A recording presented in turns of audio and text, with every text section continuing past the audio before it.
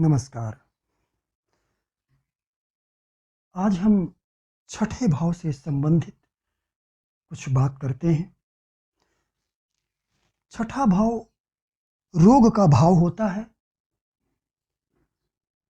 और यदि छठे भाव में शनि की राशि आ जाए, जैसे सिंह लग्न या कन्या लग्न में शनि छठे भाव का स्वामी बन जाता है। शनि इसलिए कि एक तो छठा भाव रोग का भाव है और शनि रोग का कारक ग्रह है। तो यदि शनि छठे भाव का स्वामी होगा तो उसमें रोग देने की प्रबल शक्ति आ जाएगी, क्योंकि वो पहले ही रोग का कारक ग्रह है। अब एक बात और, यदि छठे भाव में यानी शनि की राशि में यदि राहु भी स्थित हो जाए तो निश्चित रूप से जो ग्रह जिसकी राशि में स्थित होता है उसका प्रभाव उस भावेश पर पड़ता है। तो शनि पर राहु का प्रभाव पड़ेगा। तो ऐसी स्थिति में शनि तीन तरह से रोग कारक हो जाएगा। एक तो ये छठा भाव रोग का भाव है, उस पर शनि स्वयं रोग कारक है और छठे भाव का स्वामी बन जाएगा। और फिर शनि की राशि में राहु स्थित होगा तो शनि में और ज़्यादा प्रबल शक्ति आ जाएगी रोग देने की। अब ऐसा शनि जिस भाव में भी स्थित होगा, जिन भावों को दृष्ट करेगा, वहाँ पर रोग की उत्पत्ति जरूर करेगा।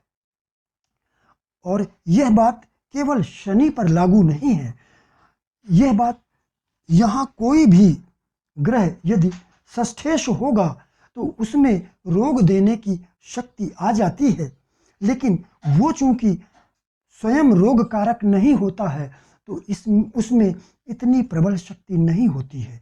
हाँ, यदि दूसरा ग्रह यहाँ रोग भाव का स्वामी हो और छठे भाव में राहु या शनि स्थित हो तो उसमें भी रोग देने की और ज़्यादा शक्ति आ जाती है।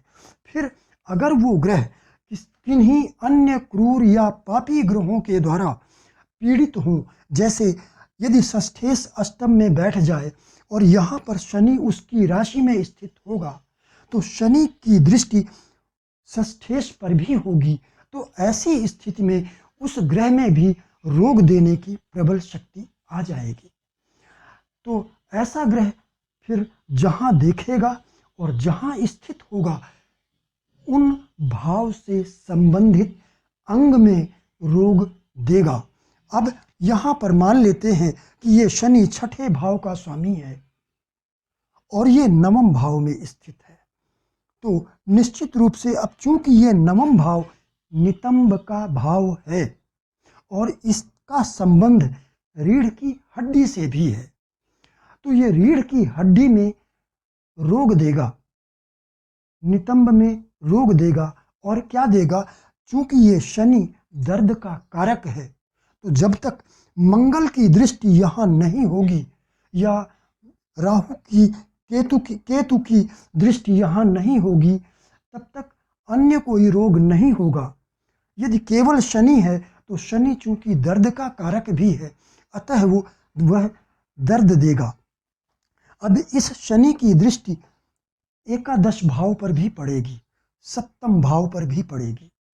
तो ये एकादश भाव और तृतीय भाव, ये दोनों ही भाव हाथ के हैं, कान के हैं, तो हाथों में या कानों में तकलीफ हो सकती है।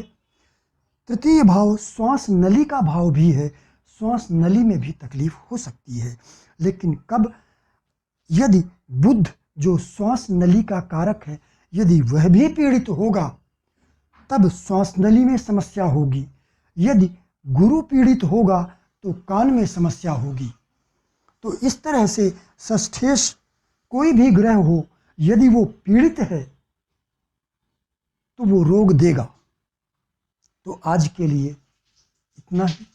मेरे अन्य वीडियो देखने के लिए चैनल को सब्सक्राइब करें ताकि आपको समय पर मेरे वीडियो प्राप्त होते रहें।